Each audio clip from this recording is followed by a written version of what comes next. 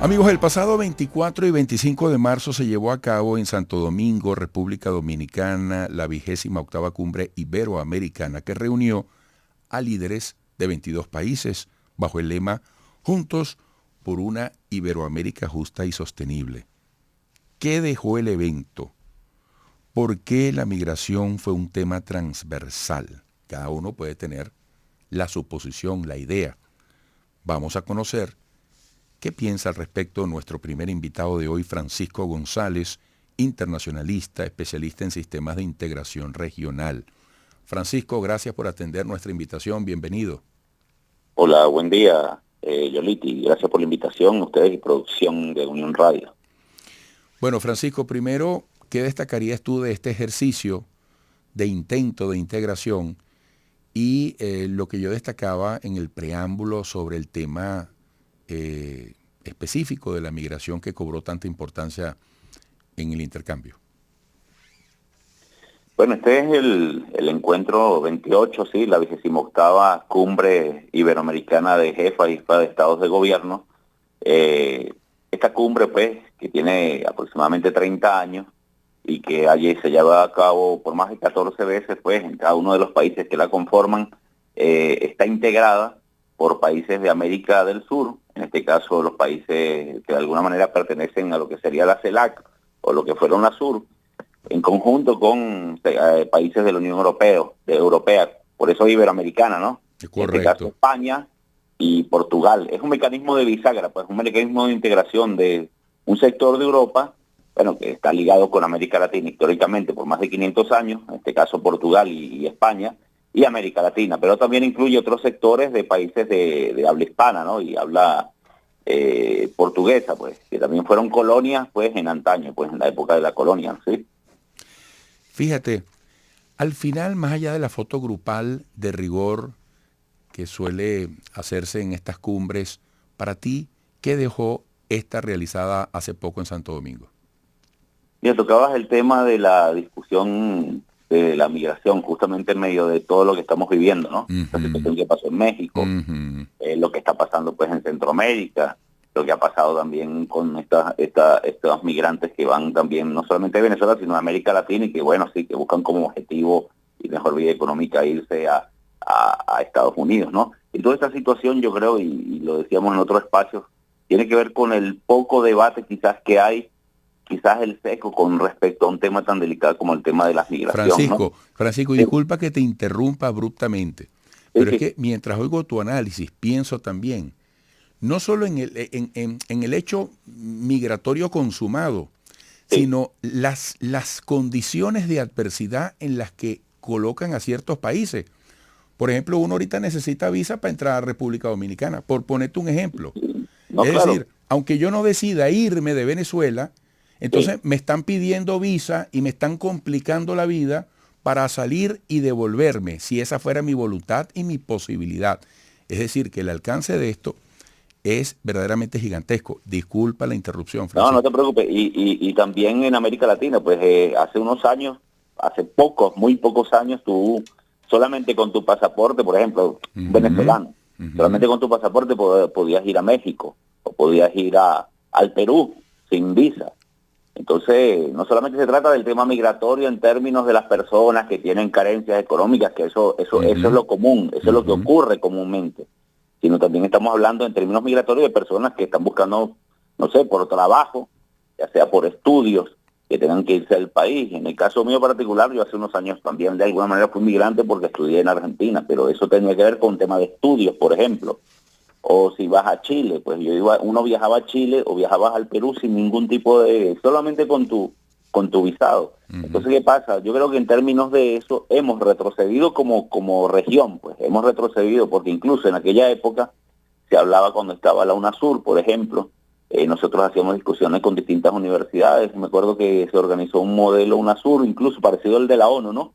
Y en ese modelo se hablaba de la ciudadanía latinoamericana, es decir, que ni siquiera con el pasaporte, sino que con tu documento nacional podías ir a cualquiera de estos países. Incluso el Mercosur agregó una cláusula por allá en el 2008 en un protocolo que tenían para que pudieras andar por estos países del Mercosur, y en eso estábamos nosotros, Venezuela, solamente con el documento nacional de identidad, sin ni siquiera pasaporte. Pues. Ahora Entonces, fíjate, sí. Francisco, dentro de las conclusiones o compromisos suscritos está el de favorecer una migración segura, ordenada y regular. Bueno, una aspiración bastante alta. Recientemente, a propósito de la discusión del presidente de Chile y las acusaciones hacia el de Bolivia, precisamente por el tránsito de migrantes, incluyendo venezolanos que pasan por Bolivia para llegar a Chile, el canciller venezolano decía no politicen el tema.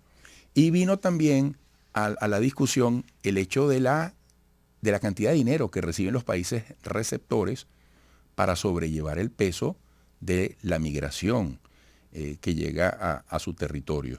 ¿Cómo ves tú ese tema? Yo creo que ahí hay una situación en la cual ha habido aprovechamiento por parte de grupos políticos y también quizás de ONGs que han utilizado ese tema migratorio para sus beneficios particulares, pues, y se han olvidado bastante del tema del migrante. Y creo que esa es una discusión, y lo conversábamos una vez, Yolita, incluso en tu programa con el tema de la Cumbre de las Américas, que también abordaba el tema, ¿no? El tema de los migrantes, y que la exclusión de Cuba, Nicaragua y Venezuela en aquel momento, ¿sí? En la cumbre que se iba a dar allá en Estados Unidos, pues no se cercenaba las posibilidades de esa discusión. En este caso, en concreto, en esta cumbre iberoamericana, fue un tema importante. Tanto que, bueno, salen documentos, salen declaraciones, ¿no? Entre muchos otros, ¿no? El desarrollo sostenible, en base a la Carta de la ONU, al tema de lo que es el desarrollo en términos digitales, y un montón de temas que la seguridad alimentaria que se tocaron allí, pero el tema migratorio yo creo que tuvo esa preponderancia precisamente porque hay pocos espacios de debate para dicho tema. Creo que todavía por parte de líderes o gobiernos de América Latina y de los países desarrollados, no se ha dado todavía ese espacio de encuentro para tocar sin sesgo ese problema y de verdad buscar resoluciones que mejoren la calidad de vida, no solamente de las personas migrantes, que ya es un problema en sí, sino de las personas que viven en los países donde transitan o hacia donde van los migrantes, ¿no? Que es el gran problema central de eso, ¿no? Sí. Francisco,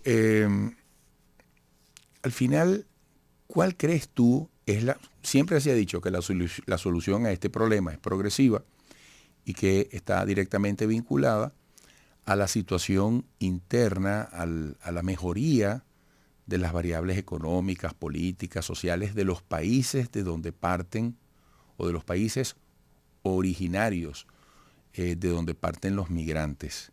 ¿Ese es el único camino? Yo creo que en el evento también se discutió bastante sobre el tema y salió un comunicado, incluso un comunicado especial sobre arquitectura financiera internacional. Y se discutió sobre esos mecanismos que tienen que ver justamente con los financiamientos para los países hacia los cuales o de donde los cuales parte el tema migratorio, ¿no? Creo que allí hay un punto importante para ver cómo tratar de solucionar este problema. A medida que los países mejoran sus economías, obviamente que eso va a evitar que más personas busquen la migración como un tema para solucionar sus problemas, ¿no?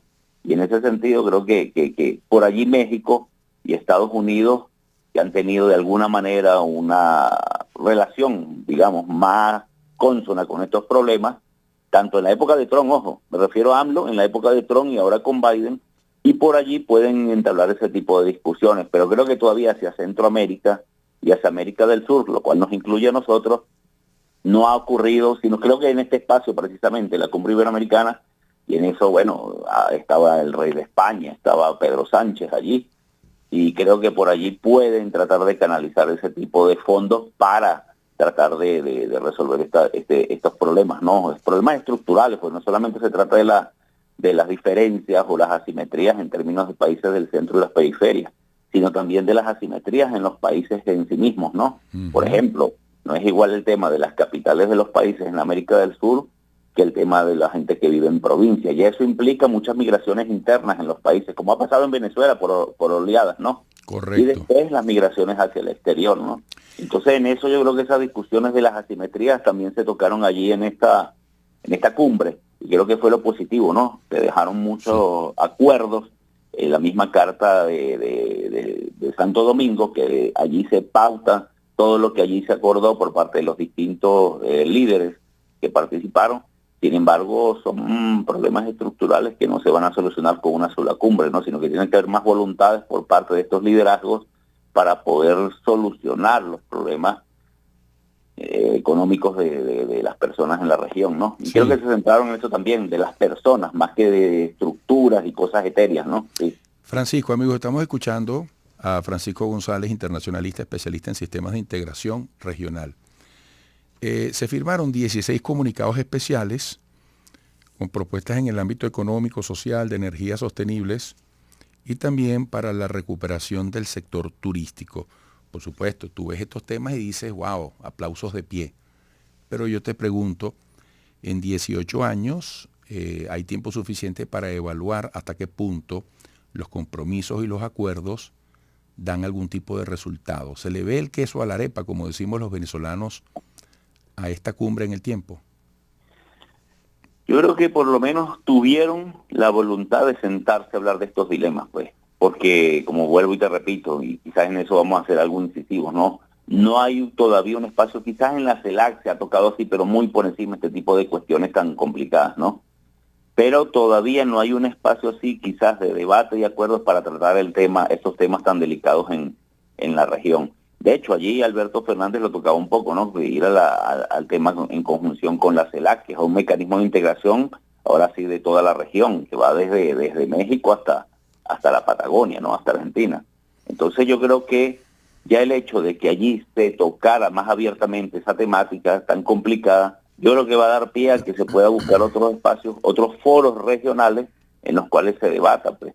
Hemos visto, por ejemplo, la posición de Chile, pues, que todo el tiempo está denunciando este tipo de cosas, pero no es la primera vez que ocurre. Lo hace en el evento de la ONU, lo hace en algunas otras cumbres, lo hizo Boric en este evento, y eso nos demuestra que no ha habido un foro regional que recoja esos problemas que están ocurriendo, sino que van cada vez a cada uno de estos foros y la sueltan allí, ¿no? La sueltan allí como que, bueno, me toca estar aquí, bueno, voy a tocar el tema, este problema que tengo en el país, pero no ha habido un espacio de debate. Entonces, creo que este foro en particular dio pie a eso a través de estos documentos y las metas de trabajo que van a darse más adelante, ¿no?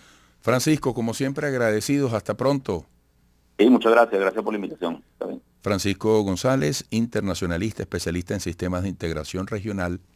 Pausa y regresaremos.